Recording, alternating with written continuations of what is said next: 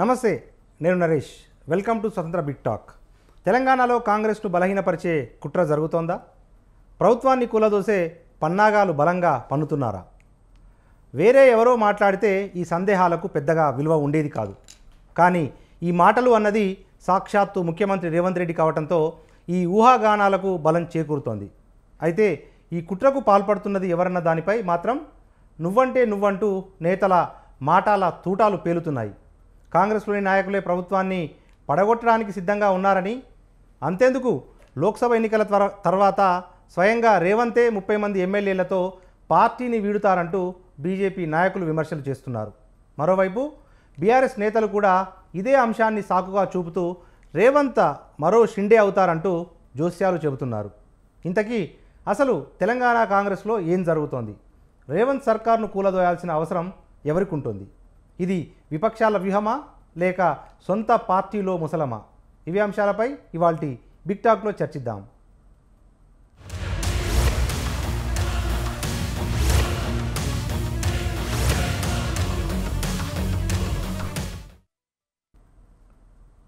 ఇదే అంశంపై మనం చర్చను ప్రారంభిద్దాం. మనతో పాటు చర్చలో పార్టిసిపేట్ చేస్తున్నారు ప్రముఖ రాజకీయ విశ్లేషకులు డాక్టర్ తాటికేయాల జయరాం గారు. వారితో పాటు బీఆర్ఎస్ రాష్ట్ర నాయకులు పోలపల్లి రామ్మూర్తి గారు, వారితో పాటు బీజేపీ రాష్ట్ర సీనియర్ నాయకులు దేవకి వాసుదేవ గారు.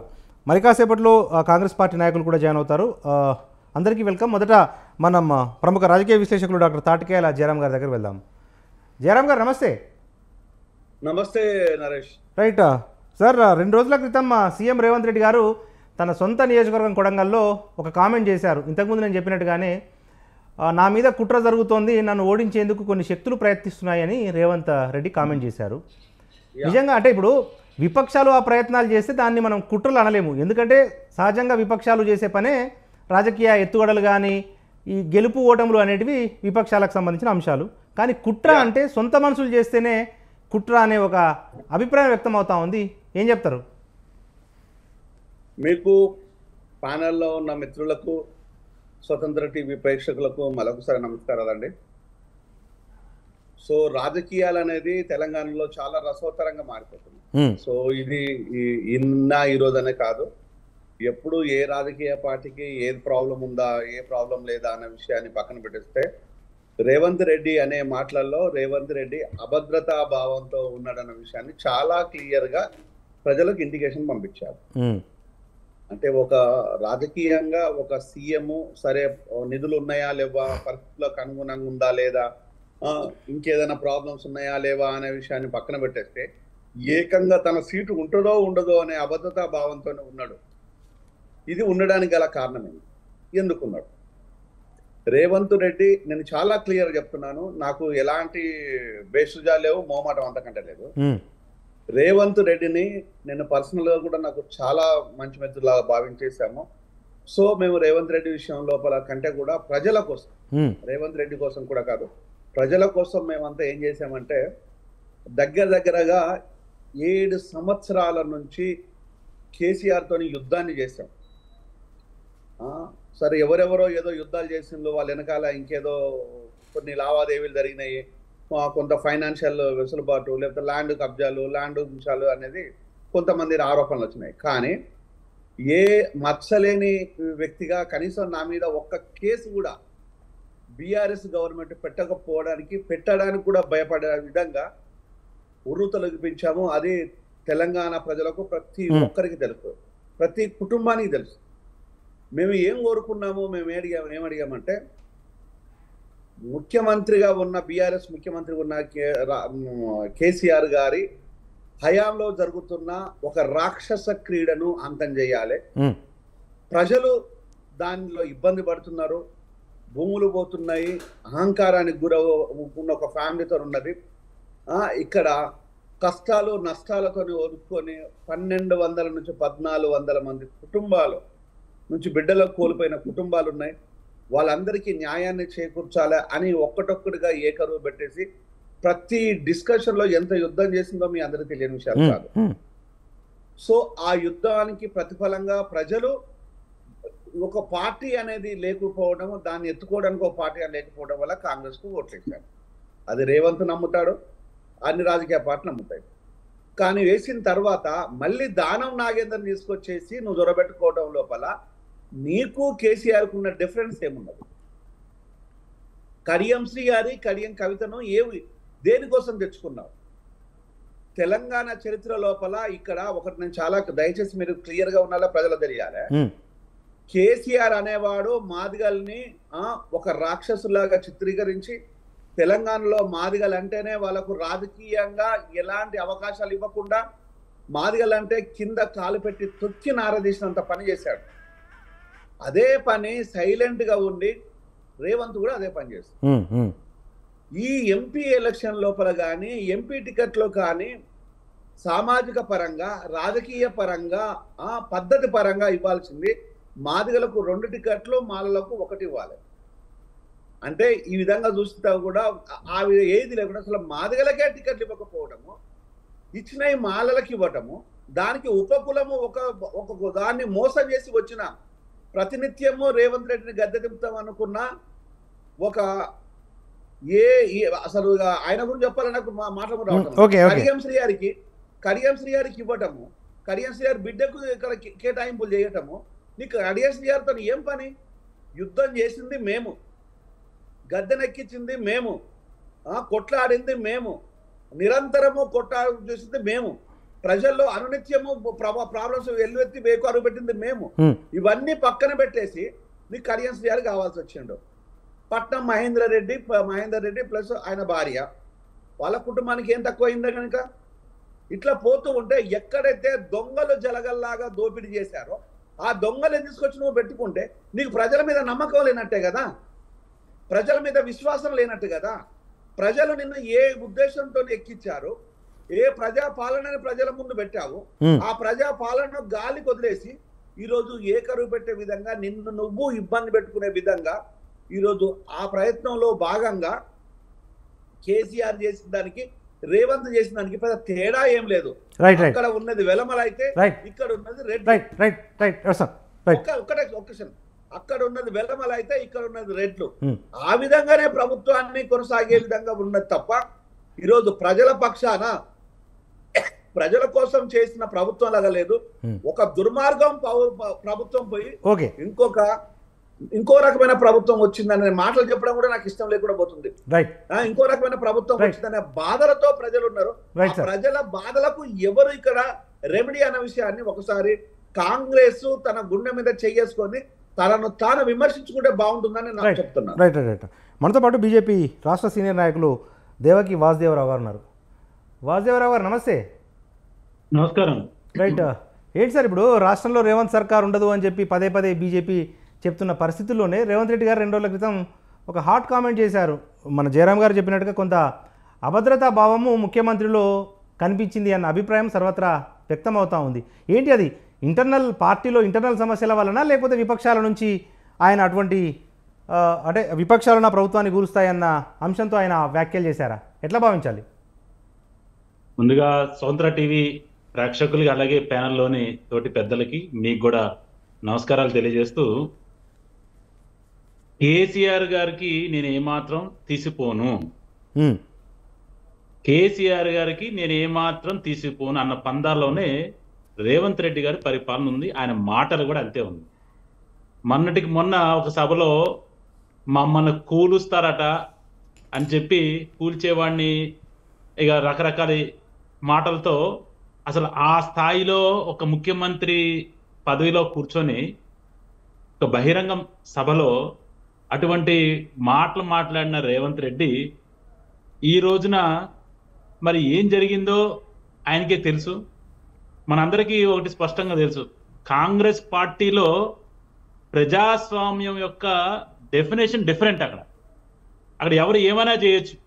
అంటే ఎటువంటి డిసిప్లిన్ లేని ప్రజాస్వామ్యం ఎక్కడైనా ఉందా అంటే అది కాంగ్రెస్ పార్టీ. ఎందుకంటే కాంగ్రెస్ పార్టీలో మనం చూస్తూ ఉంటాం, మన టికెట్ల రేట్ అంతా రేవంత్ రెడ్డి, అలాగే మన పార్టీ ఆఫీసులు తగలబెట్టుకోవటం, ఈ టైప్ లో అక్కడ అంత ముందు కూడా చూసాం మనం. ఎలక్షన్స్ ముందు 10 మంది ముఖ్యమంత్రులని, కాంగ్రెస్ లో ప్రతి ఒక్కళ్ళు ముఖ్యమంత్రి క్యాండిడేట్ అని. తప్పకుండా అది అందరూ అనుకున్న మాట, అందరూ అనుకున్న వాస్తవం. 10 మంది ముఖ్యమంత్రులు కావాలన్నప్పుడు ఒక ముఖ్యమంత్రి అయినప్పుడు తప్పకుండా మిగిలిన 9 మంది ముఖ్యమంత్రి క్యాండిడేట్లు ఎవరైతే ఉన్నారో వాళ్ళు ఒకళ్ళ కాళ్ళు ఒకళ్ళు లాక్కొని తప్పితే దీనికి ఏ ప్రతిపక్షం కూడా అవసరం లేదు. ఏ ప్రతిపక్షం కూడా కాంగ్రెస్ పార్టీని కూల్చాల్సిన అవసరం లేదు. వాళ్ళంతటా వాళ్లే ఏదైతే 10 మంది ముఖ్యమంత్రి క్యాండిడేట్లు ఉన్నారో వాళ్ళందరూ కూడా ఈ రోజున అసంతృప్తితో మిగిలిన 9 మంది కూడా చేసి ఉండొచ్చు. అది ఆయనకి ఇంటర్నల్ గా ఫీలింగ్ గానీ ఆ యొక్క సెగకు తగిలి ఉండే ఆయన మాట్లాడి ఉంటారని చెప్పి నేను అనుకుంటున్నాను. ఎందుకంటే మొన్నటి దాకా అరవీర భయంకరంగా అంటే చంపుతా, నరుకుతా, మెళ్ళ వేసుకుంటా, అంటే ఇక ఏ భాష పడితే ఆ భాష ఇంకా ఆయన ముఖ్యమంత్రి అయ్యాడన్న విషయం మర్చిపోయి రేవంత్ రెడ్డి గారు ఏదైతే ఇంత ముందు స్పీచ్లు ఇచ్చారో ఎలక్షన్స్ ముందున్న స్పీచ్ల పద్ధతిలో అదే స్పీచ్ ఇవ్వటం, ఆ తర్వాత నిన్న వాళ్ళ కొడంగల్ నియోజకవర్గంలో నన్ను కూల్చడానికో నన్ను నా మంత్రి పదవిని, నా ముఖ్యమంత్రి పదవిని తీసుకొని కుట్రలు జరుగుతున్నాయని చెప్తున్నానంటే దాని అర్థం అక్కడే లోపల ఆల్రెడీ పొగ పుట్టిందని చెప్పి ఆయన వేరే వాళ్ళు చెప్తే అది వేరు, ఇంకా చెప్పింది స్వయాన ఆయనే చెప్పారు కాబట్టి. ఎందుకంటే మా జిల్లా నుంచే, మా ఖమ్మం జిల్లా నుంచే మా బట్టి విక్రమార్కర్ కూడా ఆయన కూడా ఒక ముఖ్యమంత్రి క్యాండిడేట్ మనందరికి తెలిసిన విషయమే. ఇప్పుడు మా జిల్లాలో కూడా ఏమైందంటే మా ఖమ్మం, హైదరాబాద్, తర్వాత కరీంనగర్ ఈ మూడే మనకు తెలుసు Khammam parliament seats Congress party declare చేయలే. మిగిలిన వాటి అన్నిటినీ చేశారు కానీ ఈ 3 చేయలే.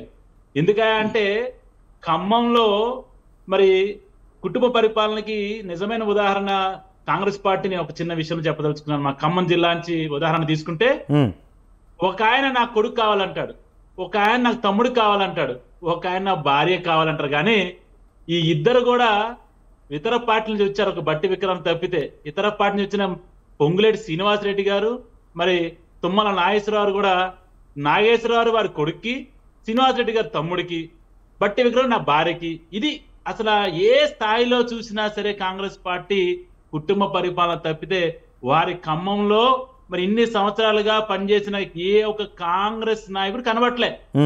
ఇది పార్లమెంట్ టికెట్ ఇద్దామని అది పరిస్థితి. ఇక ఈ పరిస్థితిలో ఉన్నప్పుడు తప్పకుండా కూడా ఇప్పుడు వారి శ్రీమతికి బట్టి విక్రమ్ గారు ఇప్పించుకోలేకపోతే ఆయన కూడా రేపు పొద్దున కుట్ర పన్నుతాడు. ఇంకొక ఆయన ఇప్పుడు ఉత్తమ కుమార్ రెడ్డి గారు, ఆయన భార్య ఉంది. అలాగే మన ఇక్కడ నల్గొండ నుంచి వీరు బ్రదర్స్ ఉన్నారు, కోమటిరెడ్డి బ్రదర్స్. ఇట్లా అందరు కూడా ఎవరికి వాళ్ళు మేము ముఖ్యమంత్రి కావాలని కలలుగన్నారు. సడన్ గా ఇతర పార్టీ నుంచి వచ్చి టక్కున ముఖ్యమంత్రి అయిపోయిస్తారు, వాళ్ళు కూడా ఓర్చుకునే పరిస్థితులు లేరు. అయితే ఈ సందర్భంగా ఒక విషయం చాలా స్పష్టంగా చెప్పాలి. మాట్లాడితే కాంగ్రెస్ పార్టీ నాయకులు కావచ్చు, రేవంత్ రెడ్డి కూడా మా మీద దుమ్మెత్తి పోస్తుంటే చాలా స్పష్టంగా మా ఓబీసీ మోర్చా జాతీయ అధ్యక్షులు డాక్టర్ కె లక్ష్మణ్ గారు, రాజ్యసభ సభ్యులు, అలాగే మా కేంద్ర మంత్రి కిషన్ రెడ్డి గారు, రాష్ట్ర అధ్యక్షులు చాలా స్పష్టంగా చెప్పడం జరిగింది. మాకు ఎటువంటి అవసరం కానీ పరిస్థితి కానీ మీ యొక్క పార్టీని కూల్చాలని ప్రభుత్వాన్ని ఎటువంటి మాకు లేదు.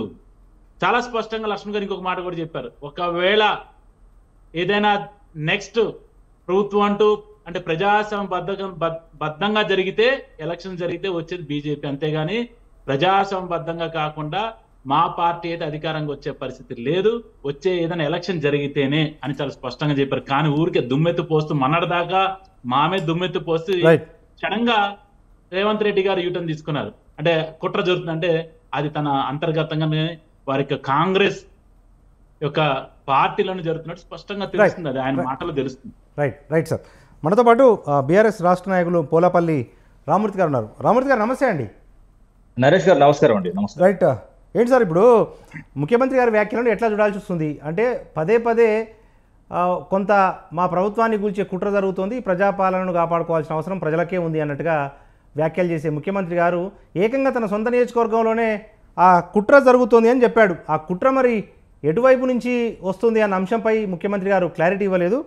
కానీ బీఆర్ఎస్ నుంచే ఆ కుట్ర జరుగుతుంది అన్న ఒక అనుమానాలను కాంగ్రెస్ నేతలు వ్యక్తం చేస్తూ ఉన్నారు. ఏంటి మీ స్పందన? మీరు రేవంత్ రెడ్డి మాట్లాడేది పూర్తిగా స్పష్టంగా వినాలండి. నా వెనక అన్నాడు. నా వెనక మా ముందంటే మేము ఉంటాం కావచ్చు, కానీ మా వెనక ఒక కుట్ర జరుగుతుందంటే వెనక ఎవరున్నారు? కాంగ్రెస్ నాయకులే కదా. సరే వాట్ ఎవర్ ఇట్ ఇస్ ఏదైనా జరగచ్చు. ఏంటంటే వాళ్ళకు మాకు జరిగిన మొన్న ఎలక్షన్స్ లో వాళ్ళకు మాకు పెద్ద తేడా కూడా ఏం లేదు. 1.8 అనేది మీకు కూడా తెలుసు. వాళ్ళకు 39.40, మాకు 37.35 ఓట్లు రావడం జరిగింది. సరే ఇప్పుడు ఊకదంపుడు ఉపన్యాసాలు ఇద్దరు మాట్లాడుతుంటే విన్నాను, జయరామ్ అన్న గారు, అదే విధంగా వాసుదేవరావు గారు సారీ. ఏంటంటే ఇప్పుడు అన్నగారు జయరామ్ గారు మాట్లాడుతూ ఇది మాదిగ సామాజిక వర్గానికి మేము అన్యాయం చేశాము బీఆర్ఎస్ పార్టీ అంటే నేను తీవ్రంగా ఖండిస్తున్నాను. స్వాతంత్ర భారతదేశంలో ఎస్సీలకు ఎవరు చేయనంత దళిత బంధువులు తీసుకొచ్చి ఒక 10 లక్షలు ఇచ్చి ఆదుకున్న ప్రభుత్వం ఏకైక ప్రభుత్వం మా ప్రభుత్వం. ఎవరేం చేశారు? కాంగ్రెస్ ఏం చేశాది, అదే విధంగా బీజేపీ ఏం చేశాది. బీజేపీ ఏం చేసింది? కనీసం వాళ్ళు పెళ్లి చేసుకొని గుర్రాల మీద ఎక్కితే కూడా అక్కడ ఉన్న ఏదైతే ప్రభుత్వాలు ఉన్నాయో, ఏదైతే అక్కడ ఉన్న రాజ్యం ఉన్నదో వాళ్ళ తొక్కి పడేసి చంపిన రోజులు ఉన్నాయి. అదే విధంగా వాళ్ళను రేపులు మానభంగాలు చేసి చంపిన రోజులు కూడా ఉన్నాయి. కాంగ్రెస్ ప్రభుత్వం దాదాపు సుదీర్ఘంగా వాళ్ళు 50 సంవత్సరాల పరిపాలన ఉన్నారు. వాళ్లకు 54 సంవత్సరాల పరిపాలనలో ఏమి గుర్తు రాలేదు. దళితులను ఎప్పుడు ఓటు బ్యాంకులుగా చూశారు. అదే విధంగా కడియం శ్రీహరి గురించి మాట్లాడారు. కడియం శ్రీహరి గారు ఏదో ఇక్కడ వరంగల్ గురించే అన్నగారు మాట్లాడినట్టు అనిపించింది. ఎందుకంటే వరంగల్లో ఇంత ముందు ఉన్న నాయకులు ఎవరు? మాదిగ సామాజిక వర్గానికి సంబంధించిన నాయకుడే ఎంపీగా గెలిచాడుగా 2 సార్లు. దయాకర్ ఏ సామాజిక వర్గం? మాదిగ సామాజిక వర్గమే కదా. అదేవిధంగా తాటికొండ రాజా మా పార్టీల పైన బయటికి పోయిన అభ్యర్థి కూడా మాదిగ సామాజిక వర్గమే కదా. అదే ఆరూరు రమేష్ ఆయన కూడా మాదిగ సామాజిక వర్గమే కదా. ఒకటే నరేష్ గారు, ఇక్కడ రాజకీయాలకు కులానికి ముడిపెట్టడం నాకు అస్సలు నచ్చట్లేదండి. వీళ్ళకేదో ఈ 3-4 అన్యాయం జరిగితే ఆ వ్యవస్థ మొత్తం ఎస్సీలకు జరిగిన చూపెట్టడం చాలా ఘోరమైన విషయం ఇది. ఎందుకంటే వీళ్ళు నాయకులు వస్తున్నారు, అది ఏ సామాజిక వర్గమైనా కానీ, అది నా పార్టీ అయినా కానీ, ఇంకా వేరే పార్టీ అయినా, ఇంకా వేరే పార్టీ అయినా కానీ, వాళ్ళు వస్తున్నారు, సంపాదించుకుంటున్నారు. కాంగ్రెస్ లో సంపాదించుకొని ఏదైతే గతం నుంచి చెప్తా, కాంగ్రెస్ లో సంపాదించుకొని టీడీపీలోకి వచ్చారు, టీడీపీలో సంపాదించుకొని బీఆర్ఎస్ లోకి వచ్చారు, ఇప్పుడు బీఆర్ఎస్ లో సంపాదించుకొని ఇటు బీజేపీ వైపు, కాంగ్రెస్ వైపు పోతున్నారు. అంతే తప్ప ఈ సంపాదన కోసమే అన్ని ఈ రాజకీయ కోణం ఇదైతే ఇవన్నీ ఈ రిజర్వేషన్ సిస్టాన్ని యూజ్ చేసుకుంటున్నారు. నిజమైన నాయకులు, నిజమైన ఏదైతే విజన్ ఉన్న నాయకులు నిజంగా సమాజానికి రావట్లేదండి. ఇలాంటి నాయకులు చేయబట్టి ఈ నాయకులు వచ్చిన తర్వాత ఒక్కసారి సీటు దొబ్బిన తర్వాత ఇక కింద ఉన్న నాయకులను అసలు ఎదగనివ్వట్లేదు. అది ఏ సామాజిక వర్గమైనా కానీ. ఇప్పుడు అన్నగారు జయరామ్ గారు మాట్లాడుతూ మాదిగ సమాజానికి అన్ని ఎక్కడ జరిగిందంటే బీఆర్ఎస్ పార్టీలో 100% మేము చేసేంత చేశాం, ఇంకా మేము చేద్దాం అనుకున్నాం. దళితులకు ఒక 10 లక్షలు మీరు ఎవరు ఇచ్చారు చెప్పండి. నేను సూటిగా అడుగుతున్నా, మీకు సోయి లేదా? మీకు అధికారం ఉన్నప్పుడు ఓన్లీ ఓట్లు వేసుకోవడానికే దళితులు ఉపయోగిస్తారా? ఇక మిగతా లేదా? ఇక ఇవన్నీ ఉంటాయి కదా. మనం చాలా విషయాలు సుదీర్ఘంగా మాట్లాడుకుంటే చాలా ఉన్నాయండి. ఇప్పుడు రేవంత్ రెడ్డి గారు ఏదో కొండంత రాగం తీసి ఏదో ఏదో పాట పాడినట్టు నేను ఆ మాట మాట్లాడను. వాళ్ళు హామీలు 6 గ్యారంటీలు 420 హామీలు చేశారు. నేను ఏమంటున్నానంటే ఇది 6 గ్యారంటీల ప్రభుత్వం కాదు, ఇగో యాడ్ గ్యారంటీ ప్రభుత్వం. ప్రతిరోజు ఇది ఒక 30 లక్షలు అయిద్దండి యాడ్. ఇగో ఇది ఒక 30 లక్షలు ప్రతి పేపర్ లో. ఒక నిమిషం అండి చెప్పండి. ఇవి లంకెల బిందె అంటే ఇవి ఎక్కడి ఖర్చు పెడుతున్నారండి? ఇవి ఎక్కడి ఖర్చు పెడుతున్నారు? ప్రభుత్వ సొమ్ము కాదా? రోజు యాడ్ల ప్రతి పేపర్ లోన లక్షల కోట్ల పేపర్ల యాడ్స్, టీవీలో యాడ్స్, యూట్యూబ్ ఛానల్ యాడ్స్. ఈ పైసలు వృధా. ఇదే 6 గ్యారెంటీ మీద పెట్టండి. మీరు ఇచ్చిన 6 గ్యారెంటీలు అమలు పరచక ఏదంటారు మామూలుగా మిగతా వాటి మీద చేస్తున్నారు. ఓకే రైట్, ఘోరం ఇది, చాలా ఘోరం ఇది. రైట్ ఓకే రైట్, వస్తాను, తిరిగి మీ దగ్గరకు వస్తాను. జయరామ్ గారు, అంటే ఇప్పుడు డిబేట్ మీరు స్టార్ట్ చేశారు కాబట్టి నేను అడుగుతా ఉన్నాను. మాదిగ సామాజిక వర్గానికి అన్యాయం జరుగుతుంది, కాంగ్రెస్ పార్టీ టికెట్లు ఇవ్వలేదు అనేది ఒక ఆరోపణ వినిపిస్తా ఉంది. కానీ నాయకులకు అన్యాయం జరిగితే సామాజిక వర్గానికి అన్యాయం జరగదండి. జయరామ్ గారు దయచేసి మీరు మాట ఆలోచించాలి మీరు. Right okay. అయితే జయరామ్ గారు, ప్రధాన ప్రశ్న ఏంటంటే ఇప్పుడు కాంగ్రెస్ పార్టీ 3 టికెట్లు అనౌన్స్ చేసింది, రిజర్వ్డ్ సీట్స్. ఉపకులాలకే ఇచ్చింది కదా. అంటే ఇప్పుడు మాదిగ ఉపకులానికి ఒకటి ఇచ్చింది, మాల ఉపకులానికి ఒకటి ఇచ్చింది, ఇంకొకటి మాల సామాజిక వర్గానికి ఇచ్చింది. ఒక్క నిమిషం రామూర్తి గారు, నేను జయరామ్ గారు అడుగుతాను, ఒక్క నిమిషం నేను మళ్ళీ తిరిగి మీ దగ్గరకు వస్తాను. అటువంటిది ఇప్పుడు మాదిగలకు న్యాయం జరగాలి, ఉపకులాలకు న్యాయం జరగాలి అన్నదే పోరాటం కదా. మరి ఉపకులాలకు న్యాయం జరుగుతున్నప్పుడు, టికెట్లు వస్తున్నప్పుడు ఎందుకు ప్రశ్నించాలి అనేది నా డౌట్. ఇప్పుడు తమ్ముడు రామ్మూర్తి చెప్పినట్టుగా తనకు అర్థం కావాల్సింది ఏంటంటే, ఒకటి మాదిగ సామాజిక వర్గము తెలంగాణలో ఉన్న జనాభా పర్సంటేజ్ ఎంత అంటే హైయెస్ట్ పర్సంటేజ్ అంటే తెలంగాణ లోపల సింగిల్ డిజిట్ ఆఫ్ కాస్ట్ లోపల హైయెస్ట్ పర్సంటేజ్ 18%. ఈ 18% అనేది ఇప్పుడు ఆన్ రికార్డెడ్ గా ఉన్న పేపర్ పైన విషయం కాదు అనే విషయాన్ని కేసీఆర్ గానీ బీఆర్ఎస్ లో ఉన్న నాయకులకు దమ్ముంటే అది బయటపెట్టారు. సారీ ఫర్ రామూర్తి గారు, ఇప్పుడు పిన్ పాయింట్ కాదండి, మీరు రాసుకోండి, నేను మళ్ళీ మీ దగ్గరకు వస్తాను మధ్యలో. ఒక్క నిమిషం మీ దగ్గరకు వస్తాను. ఒక్క నిమిషం. సో అదొక విషయం. ఇక్కడ తాడికొండ రాజే అనేవాడు అనేది మాదిగ సామాజిక వర్గంలో వ్యక్తిగానే చూస్తాం తప్పితే అసలు శక్తి ఏం కాదు, ఒక వ్యక్తి మాత్రమే. తాడికొండ రాజయ్య అయినా, ఆరూరు రమేష్ అయినా, లేకపోతే ఉపకులంలో ఉన్న కడియం శ్రీహార్ అయినా, ఎవ్వడైనా ఇంకెవ్వడైనా పర్లేదు, వీళ్ళంతా మాదిగల్లా కాదు, నేను బానిసల్లాగా చూస్తాను. వీళ్ళంతా బానిసలు, ఇంతకంటే బానిసలు లేరు, పుట్టు బానిసలు అలాగా చెప్తున్నాను నేను.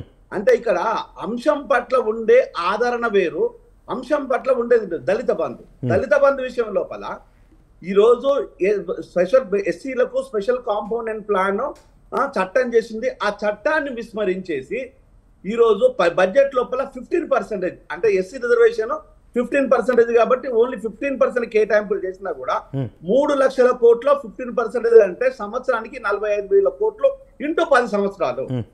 ఇప్పటి వరకు మీరు ఖర్చు చేసింది ఎంత? మరి 10 సంవత్సరాల నుంచి ఎన్ని వేల కోట్లు ఇవన్నీ ఏం చేశారు? అదంతా ఆ దమ్ము కేసీఆర్ గానీ, కేటీఆర్ గానీ, హరీష్ కానీ ఎవరికైనా ఉన్నదా? ఇంకేం అక్కర్లేదు. నేను ఓన్లీ నోటు లెక్కల ప్రకారమే చెప్తున్నాను, రాజ్యాంగ ప్రకారంగా చెప్తున్నాను, చట్ట ప్రకారంగా చెప్తున్నాను. ఇక్కడ దేనికి అక్కర్లేదు. మీరు ఇచ్చిన దళిత బంధుకి ఇచ్చిన డబ్బులు ఎంత, ఇక్కడ కేటాయింపు చేసిన బడ్జెట్ ఎంత, ఆ బడ్జెట్ ఏ విధంగా అలొకేషన్ చేశారు, ఎక్కడ ఖర్చు చేశారు? 45,000 కోట్లు ఇంటూ 10 ఎన్నైనా ఒకసారి చూద్దాం. ఇదొక అంశం. ఇంకొక అంశం వచ్చేసి మాదిగలు అనేవాడు బానిస మాదిగల గురించి నేను మాట్లాడతలేను. బాధ్యత, సొసైటీ పట్ల కన్సర్న్ బాధ్యత ఉండే ఒక అవగాహన ఉండే వ్యక్తుల పట్ల మాట్లాడుతున్నాను. ఈరోజు రాజయ్య అనేవాడు, లేకపోతే కడియం శ్రీహర్ అనేవాడు, లేకపోతే ఆరూరు రమేష్ అనేవాడు, దయాకర్ అనేవాడు ఒక కెప్టెన్ లక్ష్మీకాంతారావుకు బినామీ. టైర్ల కంపెనీ ఒక దొంగలాగా టైర్ల కంపెనీ దోచుకున్నాడంటే, అరే కాదు మనోడే కదా, మాట్లాడడం కరెక్ట్ కాదు రాబాయ్, నిజాలు ఎంత ఉందంటే మేము కొట్లాడాం. మరి ఏ ఒక్క రోజు వాడు వచ్చేసి ఏమని ప్రజలు బినామీగా బతికినది. అంటే వీళ్ళంతా నాయకులు కాదు. మందకృష్ణ గురించి మాట్లాడదామా, ఇంకోటి గురించి మాట్లాడుతున్నామా, ఇవన్నీ కాదు. ఓన్లీ సామాజిక స్పృహతో ఉండే విధానాలు మాత్రమే ఇంపార్టెంట్. రేవంత్ విషయంలో నీకన్నా నేను ఎక్కువ యుద్ధం చేశాను. ఈ రోజు రేవంత్ విషయంలో మేము ఎందుకు మాట్లాడుతున్నాం? ప్రజల పట్ల నమ్మకం లేకపోవడం వల్లే అపనమ్మకంతో వచ్చిన ఈ బాధలు, ఇబ్బందులు నువ్వు వాళ్ళకి తీసుకో. కేసీఆర్ కొనుక్కున్నట్టుగా నువ్వు తెచ్చుకున్నంత మాత్రాన ప్రజలకు ఒరగబెట్టింది ఏమున్నది? నీ దగ్గర ఉన్న వ్యక్తులను, సీఎంను కాదని వాళ్ళు ఎక్కడ పరిగెత్తారు కదా. నువ్వు ఇక్కడ ఉండే కాంగ్రెస్ లో ఉండే నాయకులను నేను పోవాలంటే జైలుగానా? నేను ఒక వెల్ క్వాలిఫైడ్ డాక్టర్ని, ఒక ఇంటర్నేషనల్ డాక్టర్ని, నేను కావాలంటే నాకు రాజకీయ పార్టీల అడ్రస్లు తెలియవా? అవును సార్, ఇప్పుడు మీ అటువంటి వాళ్ళు ఏమో రాజకీయాలకు రారు.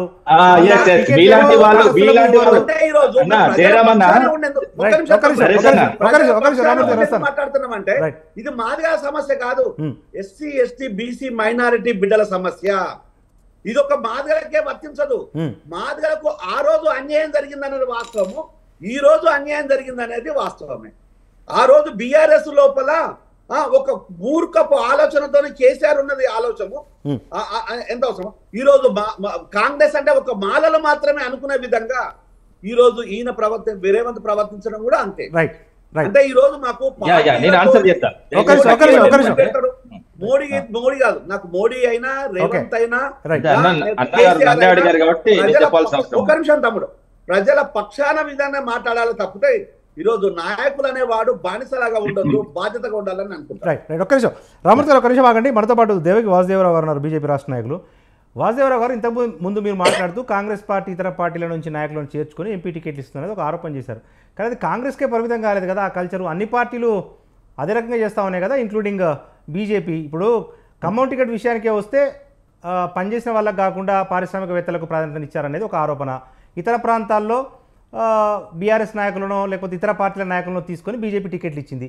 10 సంవత్సరాలుగా కేంద్ర ప్రభుత్వంలో అధికారంలో ఉంది, మోడీ చరిష్మా ఉంది, ఇమేజ్ ఉంది, మూడోసారి అధికారంలోకి వస్తామంటున్నారు. అటువంటప్పుడు మరి సాంప్రదాయంగా కాంగ్రెస్ సొంత పార్టీ నేతలకు కాకుండా వ్యాపారవేత్తలకు ఇతర పార్టీ నేతలకు బీజేపీ కూడా టికెట్లు ఇచ్చింది కదా, మరి ఎట్లా దీన్ని జస్టిఫై చేసుకుంటారు మీరు? ముందుగా దానికంటే ముందు ఒకటి రామ్మూర్తి గారు చెప్పిన దానికి సమాధానం చెప్పాలా. ఆయన మరి ఒక దంపుడు ఉపన్యాసం అని చెప్పి ఆయన ఒక దంపుడు దంపుతూనే ఉన్నాడు, వేరే వాళ్ళు మాట్లాడుతూనే మధ్యలో మాట్లాడుతూనే ఉన్నాడు. నేను మాట్లాడలేదు. ఒక్క నిమిషం మీరేమన్నా మాట్లాడాలంటే మాట్లాడండి. లైవ్ డిబేట్ మాట్లాడితే బరాబర్ వస్తానండి.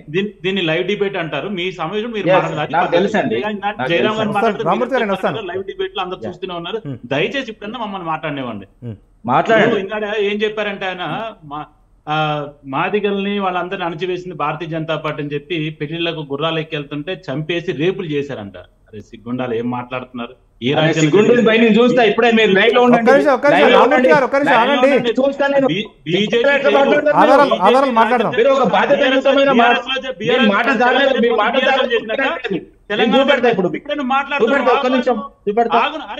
చూపిస్తూ మాట్లాడనివ్వకుండా ఇది ఈ సంస్కారమే ఫస్ట్.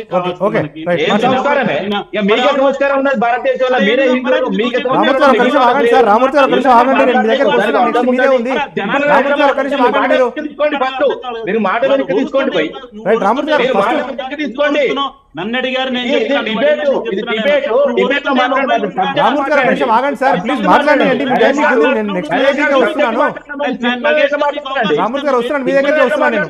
అరే తెలంగాణలో జరిగిన ప్రతిదీ కాంగ్రెస్ ప్రభుత్వం చేసినట్టుగా, తెలంగాణ జరిగిన ప్రతిదీ బీఆర్ఎస్ ప్రభుత్వం చేసినట్టు చెప్తే నీ యొక్క అజ్ఞానానికి నవ్వుకోవడం ఏం చేయలేము మేము. ఎక్కడ జరిగింది? బీజేపీ వాళ్ళు ఎవరు చేశారు? అరే అదే విధంగా ఉంటే ఈ రోజున భారతీయ జనతా పార్టీకి 2 సార్లు ప్రజలు అధికారం కట్టబెట్టరు. మిమ్మల్ని ఏ విధంగానైతే బొందబెట్టారో ఇప్పుడు ఇదే విధంగా మీరు మాట్లాడుతుంటే పబ్లిక్ డిబేట్లు, లైవ్ డిబేట్లు ఇవి. మీరేం చెప్పారు? భారతీయ జనతా పార్టీ మాదిగలు ఎక్కడైనా పెళ్లి చేసుకుంటే గుర్రాలు అయితే చంపేసి రేపులు చేశారని మాట్లాడుతున్నావు నువ్వు. అంటే తెలంగాణ రాష్ట్రంలో ఏం జరిగిన బీఆర్ఎస్ పార్టీ వాళ్ళు చేసినట్టేనా, లేకపోతే ఇప్పుడు తెలంగాణ రాష్ట్ర ప్రస్తుతం ఏం జరిగినా కాంగ్రెస్ పార్టీ వాళ్ళు చేసినట్టేనా? ఇక్కడ ఏమి రేపులు జరగట్లే. మానవంగా మీ హయాంలో ఆడవాళ్ళ స్త్రీలు ఎన్ని అగత్యాలకు గురయ్యారు? ఏం అవ్వలేదు, క్రైమే లేదా మీ తెలంగాణ రాష్ట్రంలో? ఏం మాట్లాడుతున్నా మీరు? దళిత బంధు ఎంతమంది దళిత మణిపూర్ మర్చిపోతామానే?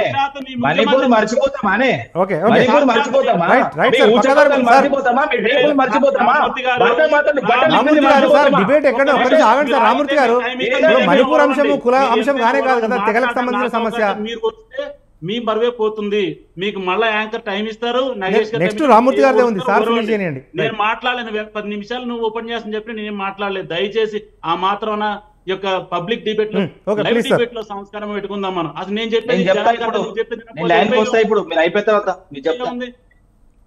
దళిత బంధువులు మీ సాక్షాత్తు మీ కేటీఆర్ గారు, మీ కేసీఆర్ 30% కమిషన్ లేకపోతే అందుకే సార్ రామూర్తి గారు సార్ ఓకే చూద్దాం సార్. 10 సంవత్సరాలు పెరిగినాయి మీ గవర్నమెంట్ లో. ఏం మాట్లాడుతున్నారండి? రామూర్తి గారు ఆగండి సార్, ఓపిక విందాం సార్.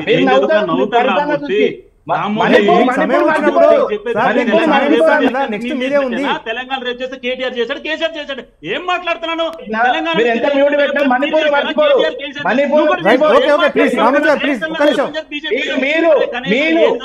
రామూర్తి గారు ఒక్క నిమిషం సార్ ప్లీజ్.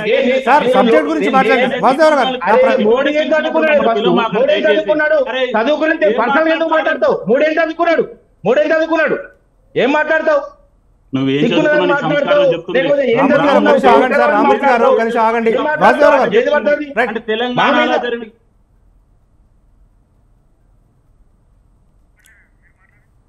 ఒక్క నిమిషం రామూర్తి గారు, మధ్య మధ్యలో ఇంటరప్ట్ కావద్దు. వాసుదేవరావు గారు కానీ జయరామ్ గారు ఏమైనా మాట్లాడితే నేను గుర్తు చేస్తాను. ఆ అంశాలకు సంబంధించి మనం డిబేట్ కొనసాగిద్దాం. వ్యక్తిగత ఆరోపణలకు కానీ దూషణలకు కానీ ఈ వేదిక వినియోగించుకోకూడదు. కేవలం విధానపరమైన అంశాలకు సంబంధించి మనం మాట్లాడుకుందాం. సార్ వాసుదేవరావు గారు, సార్ వాసుదేవరావు గారు రైతులను రోడ్ల మీద చంపేది చూస్తా. మినిమం జ్ఞానం పెట్టుకోండి, ఏం అవుతారు? జ్ఞానం పెట్టుకోండి. ఇప్పుడు ఇది అవన్నీ నడుస్తుందని ఏం ఇప్పుడు కూడా మటలు జరుగుతున్నాయి, మీ అప్పుడు కూడా జరిగినాయి. మీ భూ కబ్జాలు ఇంకా ఎక్కువ మీ దగ్గర కామన్ అండి. మీ గవర్నమెంట్ జరిగితే కామన్, మీ గవర్నమెంట్ జరిగితే కామన్. ఫోన్ ట్యాపింగ్ చేసి ఈ రోజు నరేష్ గారు ఒక్క నిమిషం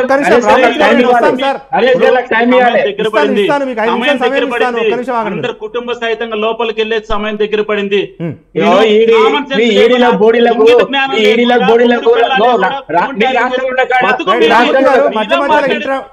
మధ్య మధ్యలో మీరు క్రాస్ టాక్ వద్దండి. మొత్తం సార్ మాట్లాడిన అన్ని అంశాలకు సంబంధించి మీరు కౌంటర్ ఇచ్చేందుకు ఎనఫ్ టైం ఉంది, సమయం కూడా ఇస్తాము.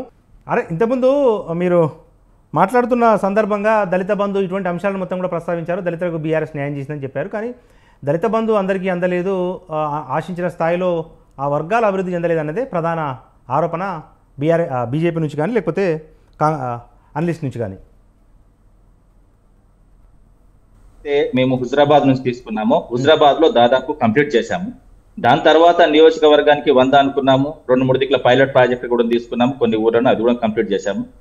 100 ఏదైతే మేము నియోజకవర్గాన్ని 100 అనుకున్నామో అది కూడా కంప్లీట్ చేశాము. దాని తర్వాత 1500, 1000 అనుకున్నాం.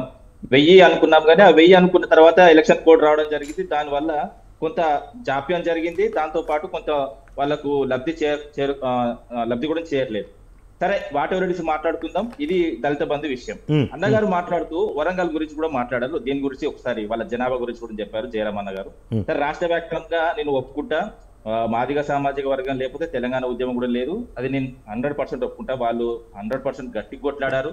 తెలంగాణ ఏదైతే సాధనలో వాళ్ళు ముఖ్య పాత్ర పోషించారు, అది కాదన్న నిజం. మందకృష్ణ మాదేవ్ గారు కూడా మాతోనే ఉన్నారు. అప్పుడు ఉద్యమం ఉవ్వెత్తున నడిచింది. తెలంగాణ రావడానికి వాళ్ళు కూడా కారణం. కానీ వరంగల్ విషయం తీసుకొస్తే 2,40,000 ఏదైతే ఎస్సీ పాపులేషన్ 2 లక్షల్లో 2,40,000 మాదిగా ఉంటారు, 1,70,000 మాల ఉంటారు, 9 లక్షల ఓట్లు బీసీలు ఉంటారు. నరేష్ గారు వినాలి, 9 లక్షలు బీసీలు ఉంటారు. అదే ఓసీలు 2,40,000 ఉంటారు. మిగతా మైనార్టీ ఇతర సోదరులు కలిసి 2 లక్షలు 3 లక్షలు థియేటర్ ఉంటారు. వాళ్ళు బీసీలు ఓసీలు కలిపితేనే దాదాపు 12 లక్షల దాకా ఉంటారు. ఈ 12 లక్షల ఓట్లలో ఇప్పుడు ఎస్సీ సామాజిక వర్గం ఎస్సీలు పూర్తిగా ఓట్లు వేశారు అనుకోవడం ఇప్పుడున్న పరిస్థితుల్లో కరెక్ట్ కాదు. ఇప్పుడు నాయకుల చేతిలో కూడా జనాలు లేరు. ఉన్న విషయాలు మాట్లాడుకోవాలి మనం. ఇప్పుడు ఏదైతే ఎస్సీ సామాజిక వర్గం ఓట్లు మాదిగా వాళ్ళు ఓన్లీ మాదిగకి ఇస్తేనే గెలుస్తారో మాలకి ఇస్తే గెలుస్తారని క్యాలిబర్ క్యాండిడేట్ కావాలి.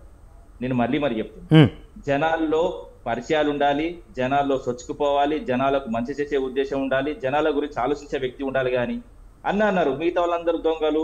మరి మీలాంటి వాళ్ళు రాండి. జయరామ్ అన్న గారు డాక్టర్, క్యాలిబర్ డాక్టర్, మీరు చెప్పారు. మీలాంటి వాళ్ళు రాజకీయాలకు రండి, ప్రజలు కోరుకుంటున్నారు.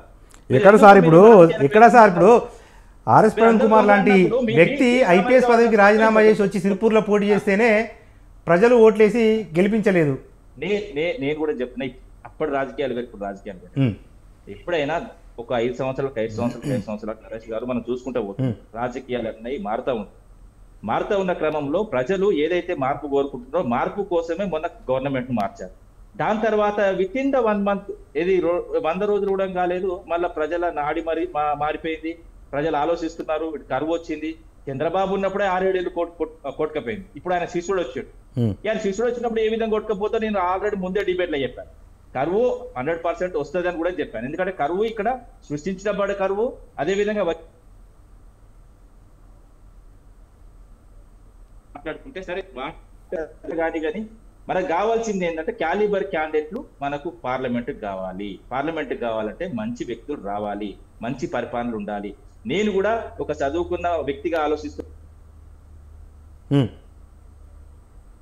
మంచి పరిపాలన రావాలని ఎవరైనా కోరుకుంటారు కదా. మంచి పరిపాలన ఉండాలి, ఒక మంచి వ్యక్తులు ఉండాలి, ఒక మంచి రాజకీయాలు రావాలి, రాజకీయ వ్యవస్థలో కొంచెం మార్పు రావాలని నేను కూడా ఆలోచిస్తా కదా. ఏ పార్టీలో ఉంటే ఆ పార్టీ భజన కొట్టే కాదు. ఇప్పుడు అన్న వాసుదేవ్ అన్న ఉన్నాడు. వాసుదేవ్ అన్న వాళ్ళ బీజేపీ గవర్నమెంట్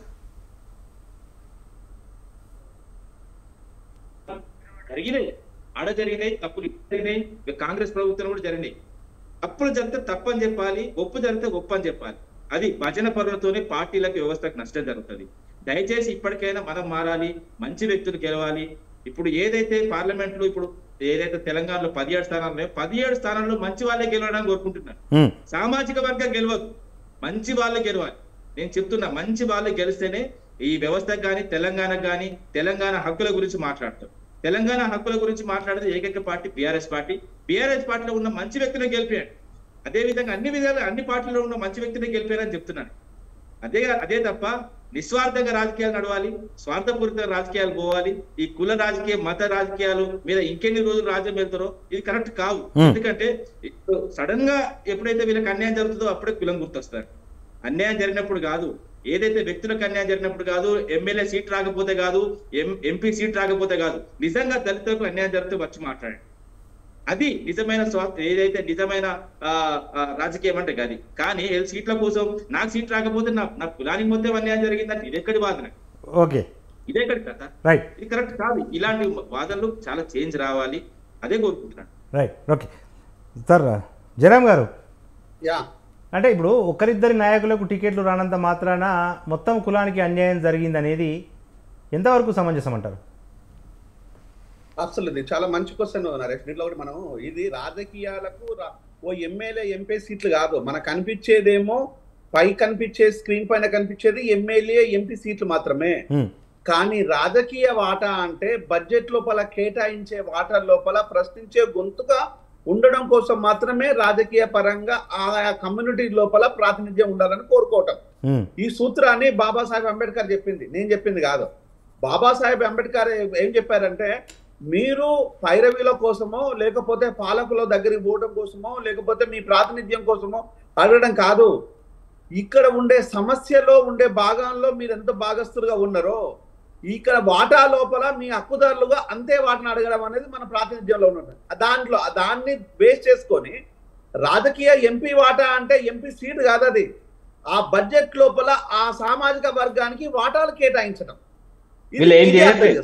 ఇది అర్థం చేసుకోవాలి. అంటే ఇక్కడ రాజకీయ అంశాలలో వాటా అడగట్లేదు మేము, రాష్ట్ర బడ్జెట్ లోపల వాటా లోపల మా భాగం ఎంత అని అడుగుతున్నాం.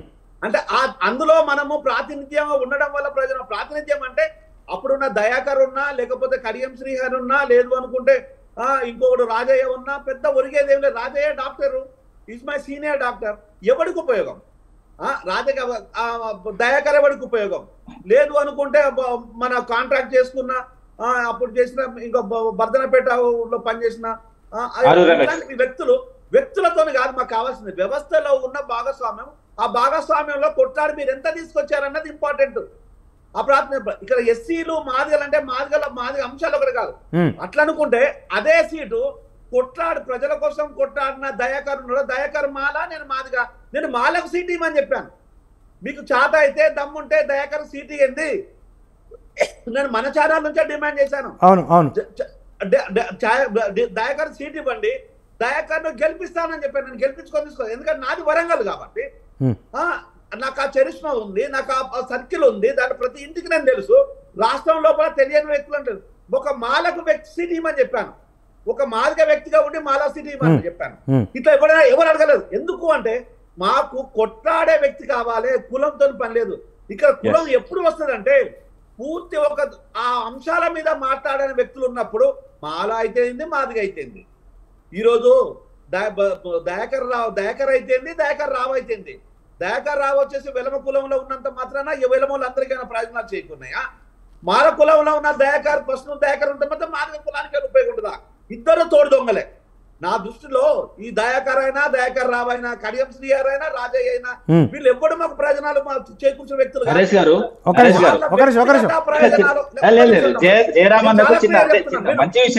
వ్యక్తిగత ప్రయోజనాల కోసం మాత్రమే ఈ రోజు పార్టీలు మారే వ్యక్తులను ఈ రోజు రేవంత్ ఆ రోజు చేసిన కేసీఆర్ చేసిన దమనకాండకు రేవంత్ చేసిన దౌర్భాగ్యానికి నథింగ్ బట్ డిఫరెన్స్. డిఫరెన్స్ లేదు కదా. మేము కావాల్సిన ఏం కోరుతాం? కొట్లాడి తెచ్చిన ఈ ప్రభుత్వాన్ని, ప్రజాపాలనను ఈ రోజు బోర్డులకు పరిమితం చేయొద్దు, ప్రజలకు దగ్గర తీసుకెళ్లాలని చెప్తున్నాం. ప్రజల దగ్గరికి పోవడం వల్లనే ఇలాంటి అభద్రతా భావం రేవంత్ రెడ్డికి ఏర్పడ్డది. రేవంత్ రెడ్డికి ఈ రోజు చుట్టూ ఉన్న రెడ్డి కులాన్ని నువ్వు పక్కన పెట్టుకొని మనం గుర్తుకు రాలేదా రేవంత్? నీకు నేను కదా కొట్లాడింది. నేను ఒక రోజుకు 5 లైవ్ ఇంటర్వ్యూలు చేస్తే నేషనల్ ఛానళ్లలో, స్టేట్ ఛానల్ చేస్తే అంటే సంవత్సరానికి దగ్గర 1500 ఇంటర్వ్యూలు చేస్తే 1500 ఇంటర్వ్యూలు, ఏ ఒక్కటి 1500 ఇంటర్వ్యూలు తెలంగాణ ప్రభుత్వం గత తెలంగాణ ప్రభుత్వం చేసిన మోసాల గురించి ఓకే ఓకే నీకు దమ్ముంటే ఏ రాజకీయ నాయకులు మాట్లాడలేదు, రైట్ నేను మాత్రమే మాట్లాడాను. రైట్ రైట్ మరి నాకు కులం పరిమితం రాలేదు, నేను కులం గుడిలో లేను. ఈ రోజు ఏ మీడియా నన్ను కులంతో చూడలేదు, ఏ మీడియా నన్ను ఒక వ్యక్తిగా చూడలేదు, ఏ మీడియా నన్ను ఒక శక్తిగా. మీడియా ఛానల్ ప్రతి ఉన్న అధినేత ఈ రోజు నేను నిజంగా చేతులెత్తి నమస్కరిస్తున్నాను. మీడియా అధినేతలు నన్ను ఈ రోజు ఒక ఉన్నత మేధావిగానే గౌరవించాయి. అప్పుడు ఇప్పుడు నాకు కులం మాట్లాడలేదు, మీద రాజకీయాలు చేస్తున్నారు కాబట్టి కుటుంబాన్ని బయట పెట్టడం కోసమే కులం బాట గురించి మాట్లాడారు. చెప్పండి. నరేష్ గారు ఏం లేదండి, ఇప్పుడు ఇక్కడ వరంగల్ విషయం అన్నగా జయరామ్ కాబట్టి నేను చెప్తున్నాను. ఓన్లీ దళిత నాయకులు అంటే ఈ ముగ్గురే కాదండి, కడియం శ్రీహరి, ఆరూర్ రమేష్, దయాకర్, వీళ్ళు కాదండి, వీళ్ళే మిమ్మల్ని ఎవరిని ఎదగకుండా చేశారు. వీళ్ళను రాకుండా చేయండి, వీళ్ళను ఓడగొట్టండి. సెకండ్ క్యాడర్ గెలవాలి, సెకండ్ క్యాడర్ మీ పార్టీలో రావాలి, మా పార్టీలో రావాలి, అన్ని పార్టీలో రావాలి. ఈ పార్టీ వదిలిపెడితే ఆ పార్టీ వాళ్ళు పట్టుకుంటున్నారు, ఆ పార్టీ వాళ్ళు పట్టుకుంటే ఇప్పుడు మీ దాంట్లో 40 మందికి అన్యాయం జరిగింది నాకు తెలిసి. ఇప్పుడు ఇక్కడ మా బీఆర్ఎస్ పార్టీలో ఎవరి టికెట్ రాకుండా చేసింది ఇప్పుడు కడియం శ్రీహరి. ఇప్పుడు మీ దాంట్లో కాంగ్రెస్ లోకి వచ్చి మీది 40 మంది ఏదో 46 మంది 47 మంది మీరు అప్లికేషన్ పెట్టుకున్నారు, వాళ్ళకి అన్యాయం చేసింది కడియం శ్రీహరి. మీలాంటి వాళ్ళకి అన్యాయం జరిగింది కాబట్టి వీళ్ళు రాజకీయాలను వదిలిపెడతలేరు, కాబట్టి మనమే వాళ్ళని వదిలేలా చేయాలి, ప్రజలకు చైతన్యం రావాలి. ఎప్పటికీ వీళ్ళ ముఖం చూసి వీళ్ళు రాజకీయంగా ఎదుగుతున్నారు తప్ప వీళ్ళు మన హక్కుల గురించి కొట్లాడతలేరు. మాదిగ సామాజిక వర్గానికి కూడా వీళ్ళు చేసింది ఏం లేదు. కాబట్టి దయచేసి రానున్న ఎలక్షన్ లో సమాధానం ప్రజలు చెప్తారు 100%. రైట్ రైట్ వాసుదేవరావు గారు, ఇంతకుముందు అడిగిన ప్రశ్న సార్ మరోసారి గుర్తు చేస్తా ఉన్నాను. అన్ని పార్టీలు కూడా పక్క పార్టీ వాళ్ళకి ఎక్కువ ప్రాధాన్యత ఇస్తూ ఉన్నాయి. సిట్టింగ్లను, లేకపోతే సామాజిక సమీకరణాలను, డబ్బులను, చరిష్మాను, సర్కిలను, విభిన్న కారణాలు ఏదో ఒక ముసుగేస్తా ఉన్నాయి వాటికి అన్నికి సంబంధించి. బీజేపీ కూడా అతీతం కాదు మన తెలంగాణ రాష్ట్రంలో, మరి ఏంటి? తప్పకుండా, ఎందుకంటే బీజేపీ కూడా తప్పకుండా బీఆర్ఎస్ పార్టీ నుంచి కొంతమంది నాయకులను తీసుకోవడం జరిగింది, సిట్టింగ్ ఎంపీలు తీసుకోవడం జరిగింది. వాళ్ళు రావటం, వాళ్ళు ఎందుకు వదిలేశారో వాళ్ళకి తెలుసు, ఎందుకు వచ్చారో వాళ్ళకి తెలుసు. అయితే భారతీయ జనతా బీఆర్ఎస్ పార్టీ కూడా వాళ్ళందరూ బీఆర్ఎస్ పార్టీ పుట్టి పెరిగిన వాళ్ళు కాదు, వాళ్ళు ఇంకొని తెచ్చుకున్న వాళ్ళే. బీఆర్ఎస్ పార్టీ కలవరు గంపది, అందరి యొక్క ఉద్యమాన్ని వాళ్ళు దాన్ని సొంతం చేసుకుని, కాంగ్రెస్ పార్టీ ఏదైతే సొంత ఉద్యమాన్ని చేసిన దాన్ని కబ్జా చేసుకుని మా పార్టీ 143 సంవత్సరాల పార్టీ అని చెప్తున్నాడు. ఎంత దుర్మార్గం ఆలోచించండి. అదే విధంగా బీఆర్ఎస్ పార్టీలో ఉన్న వాళ్ళందరూ బీఆర్ఎస్ పార్టీ పుట్టి పెరిగిన వాళ్ళు కాదు, వాళ్ళు కూడా అన్ని పార్టీని తెచ్చుకొని ఏదైతే లాస్ట్ టైం 2014, 2018 అధికారంకి వచ్చినప్పుడు ఏ విధంగా జనాలు తెచ్చుకున్నారో అదే విధంగా వచ్చినట్టు మళ్ళా పోతున్నారు. అయితే బీఆర్ఎస్ పార్టీలో కూడా కొంత మంచి నాయకులు ఉంటారు, కాంగ్రెస్ లో కూడా నాయకులు ఉంటారు. అన్ని చోట్ల అంటే అందరు దొంగలు, అందరూ తప్పని మనం అంటాం లేదు. కాబట్టి కొంతమంది ఆ యొక్క పార్టీ నుంచి వీడి భారతీయ జనతా పార్టీ రావచ్చు, కొంతమంది కాంగ్రెస్ పార్టీకి వెళ్ళొచ్చు. అయితే ఒక చిన్న ఇక్కడ చాలా అంటే చాలా ఇంట్రెస్టింగ్ పాయింట్ ఏదైతే ఒక చాలా చెప్పాలి, అది అందరూ కూడా జాగ్రత్త వినాలి. మొన్న ఇక్కడ మన రేవంత్ రెడ్డి గారు, అలాగే మన రాహుల్ గాంధీ గారు, వీళ్ళందరూ వచ్చి చాలా పెద్ద సభ పెట్టి వాళ్ళ యొక్క పార్టీ మేనిఫెస్టోని విడుదల చేశారు. అవును, చాలా సంతోషం. దాంట్లో పేజ్ నెంబర్ 22లో ఒకటి ఉంది, ఒక పేజ్ నెంబర్ 22లో 13వ పాయింట్ ఇచ్చారన్నమాట. ఏమనంటే కాన్స్టిట్యూషన్ లో ఉన్న 10th షెడ్యూల్ మేము అమెండ్ చేస్తాము, ఎవరైనా ఒక పార్టీలో గెలిచి ఆ పార్టీ నుంచి గానీ వేరే పార్టీకి వెళ్తే ఆటోమేటిక్ డిస్క్వాలిఫికేషన్ మేము కాన్స్టిట్యూషన్ అమెండ్మెంట్ చేస్తామని చెప్పారు. ఎంత దుర్మార్గం, ఎంత నవ్వు వస్తుందంటే, అంతకు ముందే మా బీఆర్ఎస్ పార్టీలో గెలిచిన ఏకైక ఎమ్మెల్యే చేర్చుకొని ఈ మేనిఫెస్టో అంటే ఆటోమేటిక్ డిస్క్వాలిఫై చేయాలి కదా. బీఆర్ఎస్ పార్టీలో గెలిచిన ఏకైక ఎమ్మెల్యే ఖమ్మం ఉమ్మడి నుంచి తెల్లం వెంకట్రావు, ఆయన్ని తీసుకొని అదే సభలో అంటే ఎట్లా, ఎంత దుర్మార్గం అంటే, మా చిన్నప్పుడు చూసేవాళ్ళు కొంతమంది సిగరెట్ తాగేవాళ్ళు, మంది తాగేవాళ్ళు, రేపటి నుంచి సిగరెట్ తాగడం మానేస్తా, రేపటి నుంచి మందు తాగడం మానేస్తా, ఈరోజు ఫుల్గా తాగుతారన్నమాట. ఆ టైప్ లో రేపటి నుంచి మేము బాగా బుద్ధిగా ఉంటాం, రేపటి నుంచి మేము డిఫెక్షన్ లను మారుస్తాం, కాన్స్టిట్యూషన్ అమెండ్ చేస్తాం, ఈ రోజు మాత్రం మేము అందరం తెచ్చుకుంటాం అని చెప్పి ఎంత సిగ్గు లేకుండా చేశారనేది నాకు అంత బాధ అనిపిస్తుంది. అయితే ఇక్కడ ఒక విషయం గమనించాలా, పొంగులేటి శ్రీనివాసరెడ్డి గారు ఎన్నికల ముందు ఒక మాట చెప్పాడు, ఒక్క ఎమ్మెల్యేని కూడా బీఆర్ఎస్ ఎమ్మెల్యే నేను అసెంబ్లీ గేట్ ని దాటనివ్వను, తాకనివ్వను. దానికోసం అంటే రాజ్యాంగాన్ని ఏ విధంగా తూట్లు పొడిచినా సరే ఆ ఉన్న ఒక్క ఎమ్మెల్యేని తెచ్చుకొని రేవంత్ రెడ్డి దగ్గర లేదా సోనియా గాంధీ దగ్గర నేను చూపించుకొని నేను 10 మందికి 10 తెచ్చుకున్నాను చెప్పడం. అదే సభలో వాళ్ళు మేనిఫెస్టో, దాని పేరు న్యాయపాత్ర అట. అంటే పేరు చూడండి, అంటే నేతి బెరకాయల నెయ్యి ఎంత ఉంటుందో అదే విధంగా పేరేమో న్యాయపాత్ర, దాంట్లోనేమో 10th షెడ్యూల్ మేము అమెండ్ చేస్తాము, ఎవరైనా ఒక పార్టీలో గెలిచి ఇంకో పార్టీలోకి వస్తే వెంటనే డిస్క్వాలిఫికేషన్ చెప్పి అదే సభలో మరి బీఆర్ఎస్ లో గెలిచిన డాక్టర్ తెల్లం వెంకటరామ్ తీసుకొచ్చి జాయిన్ చేశారు. ఇది యొక్క కాంగ్రెస్ పార్టీ యొక్క అసలైన చెసలైన నిజమైన రూపొస్తారు, కానీ తర్వాత చేయాలి కదా. ఓ పక్క ఇది చెప్తున్నారు, ఓ పక్క ఇది చెప్తున్నారు. అదే విధంగా చాలా ఇంకొకటి ఈ దేశానికి జరగబోయే నష్టం కాంగ్రెస్ పార్టీ వాళ్ళ, అంటే అధికారంలోకి వచ్చే పరిస్థితి ఏ క్వశ్చన్ లేదు, కానీ కాబట్టి అధికారంలో రాంగ్ కాబట్టి మేము 1 నేషన్ 1 ఎలక్షన్ ని రిజెక్ట్ చేస్తాం అని చెప్పి మొత్తం మళ్ళీ ఒక 45 పేజీలు ఇందడ బ్రదర్ రామ్మూర్తి చెప్పినట్టు 420 ఏదైతే ఎలక్షన్స్ అప్పుడు చెప్పారు, ఆ 420లో 42 కాదు కదా 4.2 కూడా వాళ్ళు చేసిన పాపాన్ని పోల. 6 గ్యారెంటీలు 100 రోజులు 100 పోయింది, 128. మళ్ళా ఈ ఎలక్షన్ కోడ్ వచ్చేస్తున్నా. మేము ఇంతకుముందు అనేక సందర్భాలు చెప్పాము, ఖచ్చితంగా వీళ్ళు దీన్ని ఎలక్షన్ కోడ్ వచ్చే వరకు జరుపుతారు, ఆ తర్వాత ఒకటే చెప్పే మాట ఒకటి ఎలక్షన్ కోడ్. కాబట్టి ఈ యొక్క ప్రస్తుత పరిస్థితుల్లో భారతీయ జనతా పార్టీ ఇక్కడ ఇంతకు ముందు కాంగ్రెస్ పార్టీ దీన్ని ఈ రాష్ట్రాన్ని దగ్గర అంటే ఉమ్మడి రాష్ట్రంలో 60 సంవత్సరాలు వాళ్ళే పరిపాలించారు. బీఆర్ఎస్ పార్టీ 10 సంవత్సరాలు పరిపాలించింది. అదేవిధంగా తెలుగుదేశం పార్టీ 9 సంవత్సరాలు ఎంత పరిపాలించింది.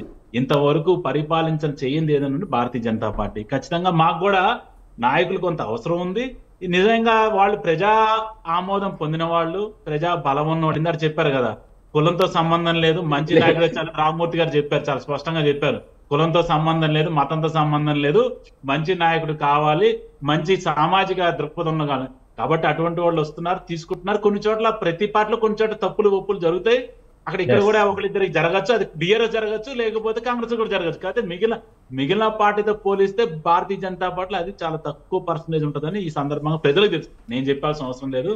కాబట్టి ఈ రోజున వచ్చే ఎన్నికల్లో నిన్న మన ఏదైతే బీఆర్ఎస్ పార్టీ రిజెక్ట్ చేసిన పీకే గారు, అలాగే ఇంతకుముందు కాంగ్రెస్ పార్టీ చేశారు, బీజేపీకి చేశారు, టీడీపీకి చేశారు, వైఎస్ఆర్ చేశారు, పీకే గారు చెప్పిన లేటెస్ట్.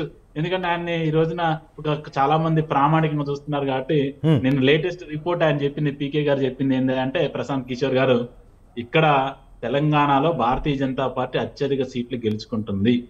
అయితే ఇందులో ఇక్కడ కూడా కాబట్టి అది అందరం. ఇంకొకటి కూడా మనం 14 అంటున్నాం కాంగ్రెస్ పార్టీ. ఇంతకు ముందు 6 కారు 16 ఏ విధంగా అయితే బీఆర్ఎస్ చెప్పిందో, ఈ కాంగ్రెస్ పార్టీ ఇప్పుడు ఇంకా 14 అంటుంది. మరి 3 కూడా డిక్లేర్ కూడా చేయలే. హైదరాబాద్, ఖమ్మం, మరి కరీంనగర్ మేము గెలవని చెప్పి వదిలేశారా, లేకపోతే డిక్లేర్ చేయలేదు కాబట్టి 14 సార్, డిక్లేర్ చేస్తే 17 చెప్తారేమో మరి. అయ్యా ఇప్పుడు మిగిలిన కేవలం వాళ్ళు 14 సీట్లు డిక్లేర్ చేశారు కాబట్టి 14 సీట్లు అని చెప్తా ఉన్నారు. మీటింగ్ లో కూడా రేవంత్ రెడ్డి మీటింగ్ లో కూడా పరిచయం అయింది 14 అసలు మరి 3. అంటే ఇక్కడ మీరు ఒకటి గమనించాల్సిన ఒకటి చాలా ఇంపార్టెంట్ విషయం ఏంటంటే, హైదరాబాద్ అనేది డిక్లేర్ చేయడం కారణం ఏంటంటే ఓవైసీతో దోస్తి. ఏ విధంగా ఇటు పనికిరాని ఒక క్యాండిడేట్ ని పెడితే మేము చూస్తున్నాం కదా, బీఆర్ఎస్ జట్ల షిఫ్ట్ అయిపోయింది. ఎంఐఎం అని వెంటనే కాంగ్రెస్ పార్టీ కాంగ్రెస్ షిఫ్ట్ అయిపోయింది. అంతకుముందు కాంగ్రెస్ బీఆర్ఎస్ రంగానే అది ఊసర వెళ్ళేది. అది మతతత్వ పార్టీతో అందరికీ అంటగాగుతున్నారు, ఎక్సెప్ట్ భారతీయ జనతా పార్టీ. ఇప్పుడు ఏమైంది, మళ్ళీ కాంగ్రెస్ వైపు కాంగ్రెస్ అక్కడ ఎంఐఎం పార్టీకి గెలిపించడం కోసం ఇంతవరకు క్యాండిడేట్ డిక్లేర్ చేయలేదు. ఖమ్మంకి వస్తే ఎవరికి ఇస్తే పార్టీ ముక్కలైతే తెలియదు. పొంగులేటి శ్రీనివాసరెడ్డి గారికి వర్గానికి ఇస్తే ఒక ప్రాబ్లము, బట్టి గారికి ఇస్తే ఒక ప్రాబ్లము, తుమ్మల గారికి ఇస్తే ఒక ప్రాబ్లము. ఈ దెబ్బతో ఎవరికి ఏం చేయాలో మాట్లాడితే మేము ప్రియాంక గాంధీని పట్టుకొస్తారు, రాహుల్ గాంధీ చెప్తున్నారు తప్పితే వాళ్ళు క్యాండిడేట్ డిక్లేర్ చేసే పరిస్థితులు ఖమ్మం లేదు. ఇక కరీంనగర్ అంటారా, కుమార్ గారు అప్రతిహితంగా గెలుస్తున్నారు కాబట్టి అక్కడ ఎవరిని పెట్టాలో తలకే పట్టుకొని ఇక 14 అన్నట్టు 14 రేపు 4 కూడా అవుతుంది. కాబట్టి ముందు వచ్చే ఎన్నికల్లో ఖచ్చితంగా భారతీయ జనతా పార్టీ అత్యధిక సీట్లు వస్తుంది చెప్పడానికి నిదర్శనం. రైట్ సార్, చెప్పండి సార్. పొల్లపల్లి రామ్మూర్తి గారు ఫైనల్ గా. ఈ 17 స్థానాల్లో మెజారిటీగా మేమే ఎక్కువ స్థానాలు గెలుచుకుంటాం. మళ్ళీ ఇదే డిబేట్ మనం కలుస్తాం. నేను చెప్పిందే వాస్తవం అయితే, ఎందుకంటే ప్రజలు ఆల్రెడీ మార్పు కోరుకుంటే ఆ మార్పు ఎట్లుందో కల్లారా చూస్తున్నారు. వాస్తవంగా కేసీఆర్ గారు నీళ్లు మాస్తే రేవంత్ రెడ్డి గారు కన్నీళ్లు మస్తున్నాడు. అందరికి తెలుసు ఇప్పుడు ఆలోచన విధానం మొత్తం చేంజ్ అయింది. గ్రామాల్లో నేను కూడా తిరుగుతున్నాను, గ్రౌండ్ లెవెల్ లో తిరగటం, నేను ఏదో బయట తిరగటం కాదు. 100% బీఆర్ఎస్ పార్టీ మెజారిటీ సీట్లు గెలుచుకుంటుంది. నంబర్ 2లో బీజేపీ ఉంటుంది, నంబర్ 3 కాంగ్రెస్ పార్టీ పోతుంది. రాసి పెట్టుకోండి. ఓకే, కానీ ఒక మైండ్ గేమ్ కూడా బీఆర్ఎస్ ఆడుతూ ఉంది కదా. అంటే సాధారణంగా రాజకీయ పార్టీలు మైండ్ గేమ్ ఆడుతూ ఉంటాయి, కానీ కావాలనే కాంగ్రెస్ చాలా నియోజకవర్గాల్లో డమ్మీ అభ్యర్థులను పెట్టింది బీజేపీని గెలిపించడానికి అన్నట్టుగా ఈ వర్కింగ్ ప్రెసిడెంట్ మాట్లాడారు. ఇప్పుడు కాంగ్రెస్ బీజేపీ పరస్పరం పొట్లాడుతున్నాయి కదా దేశవ్యాప్తంగా, రెండు జాతీయ పార్టీలు, భిన్న ధృవాలు, ఎట్లా కలుస్తాయి రెండు పార్టీలు? ఇప్పుడు రాష్ట్రానికి వాళ్ళు చేసింది ఏం లేదండి. ఇప్పుడు మాట్లాడుకుంటే 69లో 369 మందిని పొట్టన పెట్టుకున్నది కాంగ్రెస్ పార్టీ. దాని తర్వాత మలిదశ ఉద్యమంలో 1200 మందిని పొట్టన పెట్టుకున్నది కాంగ్రెస్ పార్టీ. వాళ్ళు ఇస్తా అని ఇవ్వా అని ఇట్లా ఊగేసలాట చేయబట్టే తెలంగాణ యావత్ నష్టపోయింది. కలిపి నష్టం చేసింది వాళ్ళే, మళ్ళీ విడగొట్టి నష్టం చేసింది వాళ్ళే. దాని తర్వాత మళ్ళీ కలిపేటప్పుడు కూడా తెలంగాణ తీవ్రంగా నష్టపోయింది. ఇవన్నీ మనం చాలా మాట్లాడుకోవచ్చు. ఇప్పుడు బీజేపీ కూడా మనకు చేసింది ఏందన్నది, ఇప్పుడు మెడికల్ కాలేజ్ ఇవ్వలేదు, ఏవో చాలా మాట్లాడుకోవచ్చు. మనం మాట్లాడుకుంటే చాలా పెద్ద డిబేట్ అవుతుంది. మెజారిటీగా బీఆర్ఎస్ పార్టీ గెలుచుకుంటది. Right, okay, that is final. Right right right okay. ఇది వాళ్ళ మన బిగ్ టాక్. మన బిగ్ టాక్లో పార్టిసిపేట్ చేసిన గెస్టులు ప్రముఖ రాజకీయ విశ్లేషకులు డాక్టర్ తాటికేల జయరాం గారికి, వారితో పాటు బీజేపీ రాష్ట్ర సీనియర్ నాయకులు దేవకి వాసుదేవరావు గారికి, వారితో పాటు బీఆర్ఎస్ రాష్ట్ర సీనియర్ నాయకులు పోలాపల్లి రామ్మూర్తి గారికి, అందరికీ కూడా ధన్యవాదాలు. ఇది వాళ్ళ బిగ్ టాక్. చూస్తూనే ఉండండి స్వతంత్ర.